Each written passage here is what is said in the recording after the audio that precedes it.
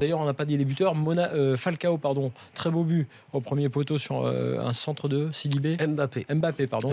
Et qui a fait un très très bon match. Ouais, et deuxième but de Germain qui était entré en jeu. C'est un bon coaching également de Jardim. Contre un but de Johan Cavalli, le capitaine, très bon joueur. On sait toujours du côté d'Ajaccio. Un but contre son camp de... Non, allez, pour exagérer. Un but contre son camp de De Sanctis. Tu l'avais dit d'ailleurs avant qu'il soit tiré. De Sanctis, c'est pas énorme. Enfin bon, même s'il essaie de... Mais non, Réfi Mandanda, je l'ai pas trouvé non plus sur le but, le deuxième but monégasque sur la tête de Germain. Je l'ai pas trouvé. J'ai recherché un petit peu quelques minimum de ressemblance. On peut pas dire il va être comme un... Et t'as pas trouvé? Il n'y en a aucune. Non, je pense pas que là, je n'ai pas dit qu'il était pas bon. Je veux dire, il n'y a aucune. Tu peux dire qu'il est nettement moins bon que son frère. Hein. Non. Je parle même. On ne peut pas comparer. Mais je veux dire, j'ai pas ressenti. Des fois, il y a des joueurs, il y a des frères qui se ressemblent. Oh, il a rien pris de son frère.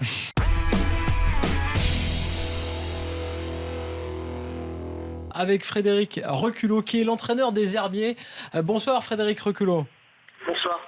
Et bravo, évidemment. Victoire des Herbiers, on le rappelle, club de national, 4-3 face au Gazélec Ajaccio. Vous meniez même 4-1, on disait à l'instant que finalement ce match, vous avez montré dans ce match que vous aviez largement le niveau face à une Ligue 2.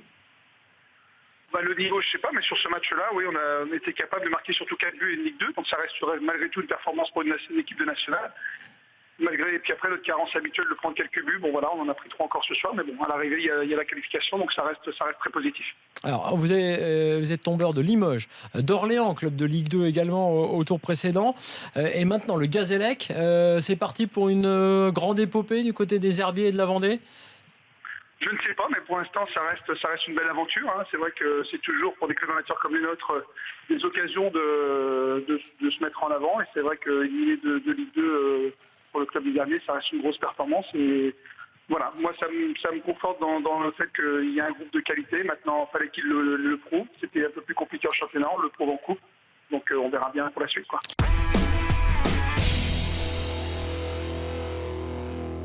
Il y a d'autres matchs, je vous le dis comme ça parce que c'est un peu la coupe. Blagnac, club de DH, va recevoir Niort demain à 15h. Strasbourg, club de Ligue 2, va recevoir Épinal. Là, il va faire froid. Strasbourg-Épinal, là, il va faire froid. Parce que dans l'Est, j'ai entendu les températures, il va faire très froid.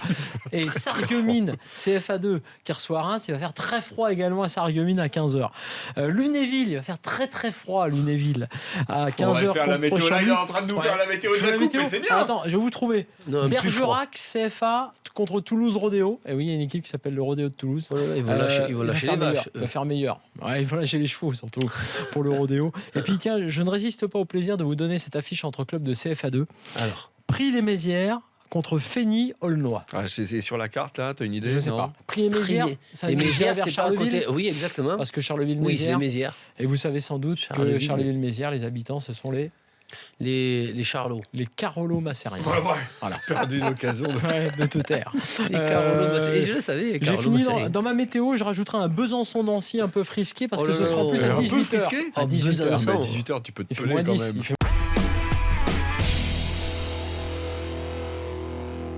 J'ai eu un moment spécial en coupe. C'était Martigues contre l'UG Ardziv. Les Arméniens dans le quartier de Marseille, l'UGA. Et ce qui s'est passé, c'était assez... Bon, j'ai joué un petit peu là-dessus, on gagnait. Et puis, il y a l'entraîneur qui appelle un milieu offensif. Mais chez vous ou en face? Non, à l'UGA. Ouais. Et tu as l'entraîneur donc adverse, alors qu'on gagnait. Il appelle un milieu offensif pour le faire sortir. Et il y avait le numéro 10 capitaine, je veux dire, qui était un petit peu le chouchou à l'entraîneur, tu vois, et tout. Et puis d'un coup, t'as ce milieu offensif qui dit tu penses, moi tu me sors alors que depuis tout à l'heure j'ai été bon, ça et tout. Et lui, tu ne le sors pas, c'est ton chouchou, tu vas pas le faire sortir et tout. Et il passe devant moi, il voulait pas sortir. Et je m'approche et je lui dis mais tu sais, il n'y a pas de règlement, si tu veux pas sortir, personne ne peut te faire sortir. Il s'est passé une embrouille, le joueur il n'est pas sorti. Quel fouteur de merde, toi, attends. Mais non, mais je pensais pas qu'il allait le faire. Et en fait, il est resté tout ça parce que il a dit devant tout le monde, il a réglé un petit peu ses problèmes devant tout le monde en lui disant que c'était son chouchou qui lui cassait le temps. Et je lui ai dit ça, et il n'est pas sorti. Et ça a été une image exceptionnelle. C'était sympa.